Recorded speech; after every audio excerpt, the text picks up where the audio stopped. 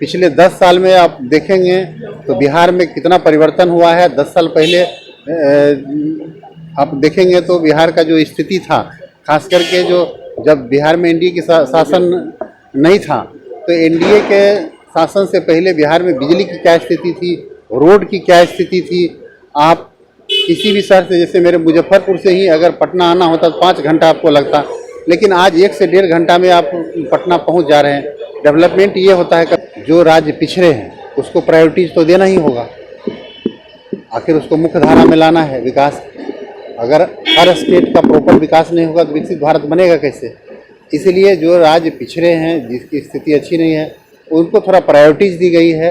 इसका मतलब ये नहीं है कि दूसरे स्टेट को नज़रअंदाज किया गया है, ऐसा कहीं से नहीं। ये छोटी मानसिकता है, ये लोग बांटने का प्रयास कर रहे हैं। बिहारी है, झारखंडी है, ये महाराष्ट्र के लोग हैं, हम लोग तो एक नेशन की बात करते हैं।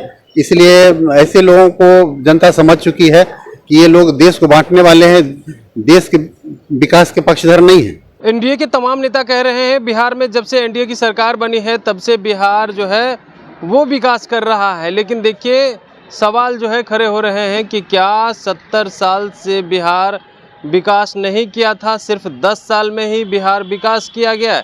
साथ ही साथ बिहार के सीएम नीतीश कुमार नीति आयोग की बैठक में नहीं जाते हैं। इसको लेकर के जो है कई सवाल खड़े हो रहे हैं। और इसी बीच जब सवाल किया जाता है केंद्रीय मंत्री राजभूषण निषाद चौधरी से, तो इसको लेकर के क्या कुछ कहते हुए नजर आ रहे हैं, सबसे पहले आप वो सुने। देखिए, कुछ लोग को अनर्गल आलाप करने की आदत होती है, जो सरकार का प्रोटोकॉल है उनको नहीं मानने की आदत होती है, बिना मतलब का बात करने की आदत होती है। वैसे लोगों के बारे में क्या ही कहना।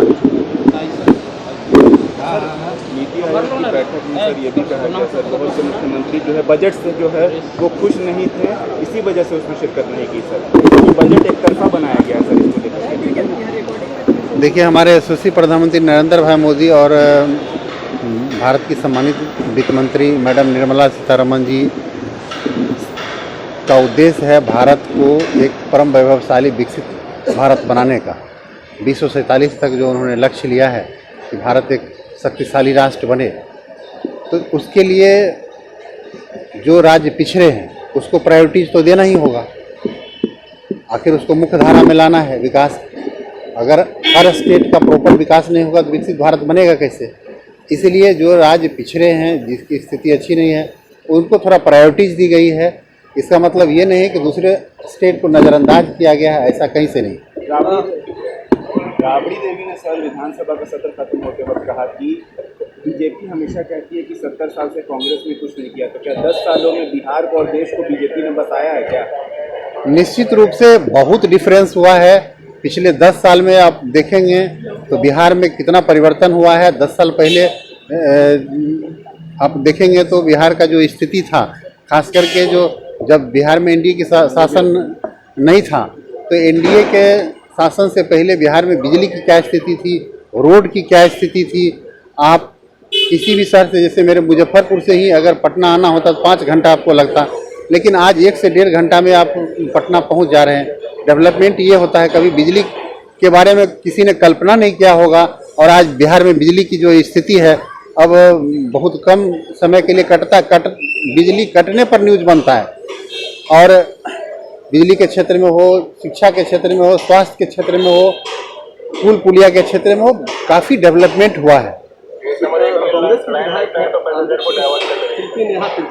उन्होंने बिहारियों पे सवाल खड़ा किया है कि रामगढ़ में आके बिहारी लोग मुखिया क्यों बन रहे हैं झारखंड में।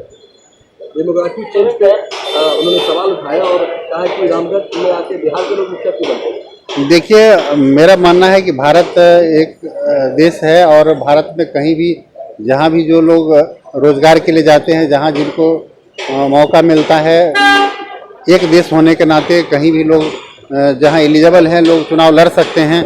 इसमें किसी को कोई आपत्ति नहीं होनी चाहिए। बिहार के लोग दूसरे कंट्री में जाकर के प्रधानमंत्री बन जाते हैं, तो ये छोटी मानसिकता है, ये लोग बांटने का प्रयास कर रहे हैं। बिहारी है, झारखंडी है, ये महाराष्ट्र के लोग हैं, हम लोग तो एक नेशन की बात करते हैं।